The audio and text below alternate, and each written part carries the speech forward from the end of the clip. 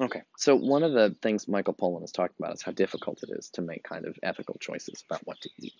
Um, and also, on the one hand, you want to have information about where your food is coming from to understand it in order to make good choices. On the other hand, um, it's very easy to find out what these farms are like. You can do some YouTube searches for, there's all kinds of documentaries made about where food comes from. The problem is that these movies that tell you what the farms are like, they're very disturbing. These animals are very badly treated. The ones for milk, the ones for eggs, the one for meat, they're treated very bad. And so it's very unpleasant to watch the movies. Like, you can get the information, but holy shit, that is a depressing 2 hours to hear about the disgusting things that happen where a lot of the food comes from. And so on the one hand, you like want to make good choices and choose things that are ethical, right? You want to eat animals. You want to find out where animals are being treated well and get your food from there, maybe, or maybe you shouldn't be eating animals at all. I don't know. But if you are going to eat animals, you probably want them to be treated better. But to find out more about that is a very unpleasant experience. Okay. A lot of the teachers this semester are showing their students movies about the sort of food industry and farming in America. I will not be doing that because it is hella disturbing. It's not. I don't want to do it. You don't want to do it.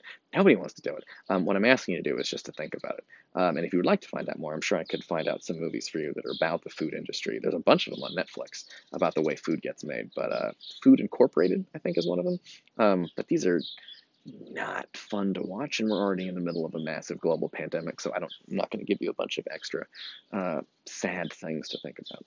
Okay, cool. Making our way through Michael Pollan. Let's keep going. Okay. Being an omnivore, occupying a cognitive niche in nature, is both a boon and a challenge, a source of tremendous power as well as anxiety. Okay, cognitive niche. Cognitive has to do with thinking, and a niche is like a small place.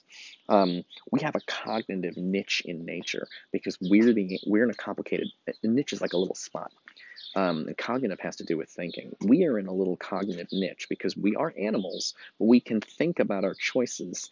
Um, we can think about we can think about what to do in a way that we imagine animals can't, which puts us, and he says, being an omnivore, you eat everything, but you're occupying a cognitive niche in nature, meaning you're an omnivore, but you also got a human brain, because there's lots of animals that are omnivores, but humans are omnivores, but they have a cognitive niche, meaning they have a little, we're a little different from the other animals because we can think about it. He says it's both a boon and a challenge. Boon is a good thing, challenge is a bad thing.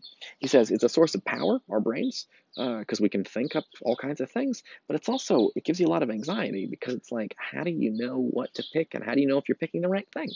Um, so he continues on and he says, um, omnivory, again, that's eating all different kinds of things. Omnivory is what allowed humans to adapt to a great many environments all over the planet and to survive in them even after our favored foods were driven to extinction, whether by accident or because of our too great success in overcoming the species' defenses. This is actually the fact that some animals can only eat certain kinds of foods, and if the food dies out, all animals die out. He says human beings have been able to survive in lots of different areas on the planet. We're all over the place because we can eat anything. Our bodies are able to eat lots of different kinds of foods, and that actually helps with survival. So on the one hand, the fact that we're omnivores, we eat all different kinds of things, both plants and animals, is good for us. On the other hand, though, he's going to talk about some bad things as well. He says, after the mastodon, a mastodon's like a giant extinct elephant thing with tusks. After the mastodon, there would be the bison and then the cow. After the sturgeon, the salmon, and then perhaps some novel microprotein like corn. So he points out that we can eat lots of different things, meaning in the old caveman days, we could eat sort of, mastodons were like these kinds of hairy elephant things. So we were able to eat that, and we were able to eat different kinds of fish, and we could eat bison and cow, and he's basically listing off all the different foods. But we would also be able, if we could invent a new food. He talks about a microprotein like corn. This is like a food that isn't grown in nature, but that is grown in a laboratory. It's like a kind of actually, if you know Beyond Burgers, that's an example of that kind of thing, where it's not. Beyond Burgers are not actually meat. They taste like meat and they cook like meat, but they're made in a laboratory from all kinds of different things. That's made to give you kind of the illusion of meat. That way, you can enjoy burgers without actually harming animals. I've had them, by the way, the Impossible Burgers. They're pretty good. I was kind of surprised how good they were. I eat regular burgers, and I thought this kind of fake burger is going to be gross, but it's actually really tasty. I kind of could see how if you gave up meat and you were like, I'm not going to eat animals anymore, you could have these Beyond Burgers, and it'd be an awful lot like eating meat. They were pretty good. So he says human beings can eat all kinds of things, and it's really useful. He's going to continue on to talk about all these different kinds of things people eat. He says, being a generalist, meaning we can eat lots of different things, offers us deep satisfactions too. So this whole section here, he starts off by saying, this is what I want you to do in your papers, by the way. Being an omnivore occupying a cognitive niche in nature is both a boon and a challenge, meaning it's a good thing, but it also brings difficulties. So then at which point he starts talking about the good things, and then he continues to talk about the good things. Later on, he'll talk about the bad things.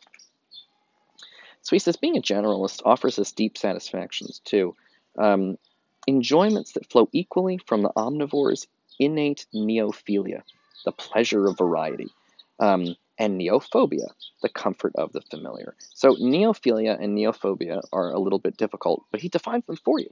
Neophilia, the philia has to do with love. Philosophy is the love of wisdom. Neo means new.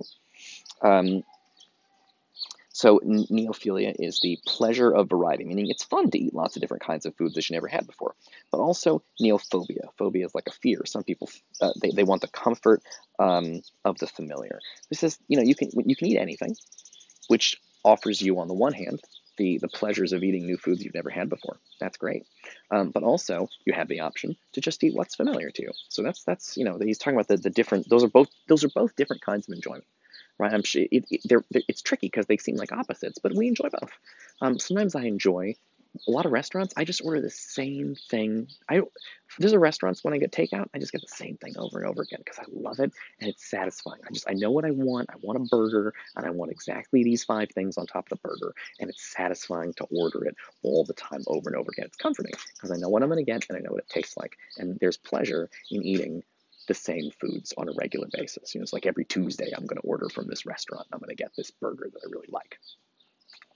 Actually, what I do is every Tuesday I like to get a toasted everything bagel with pastrami and mustard. And I eat that like every Tuesday afternoon, and it's delicious. There's a restaurant near BMCC, and every Wednesday when I'm at school and I don't have meetings, I'll go to this restaurant. It's called Sarah Beth's. It's okay. But they have this grilled cheese sandwich, but it's like a fancy grilled cheese sandwich, and it's served with like a fancy tomato soup. And I dunk the sandwich in the soup, and it's really good. But I get it because it's pleasurable because it's familiar. But sometimes I go to restaurants and I want to try something I've never had before, like skate, which is an unusual kind of sort of marine animal, or sea urchin, which is a rare. You don't see that on menus very often, and when you do, it's kind of junky. But if you go to a nice restaurant and you get sea urchin, it's a very unusual thing, or unusual cheeses. So sometimes the thing about being able to eat anything, it's very pleasurable both to have what's familiar, eat the same thing over and over again, but it's also very pleasurable to get to try something new and taste something you never tasted before. So he's listing these off. These are the advantages of being an omnivore. When you eat everything, those are 2 good things about it. All right, cool. This is going pretty good. Okay. Let's see what else we're doing. Go back in here. Actually, you know what? I feel like I'm done with this video. I'm gonna go on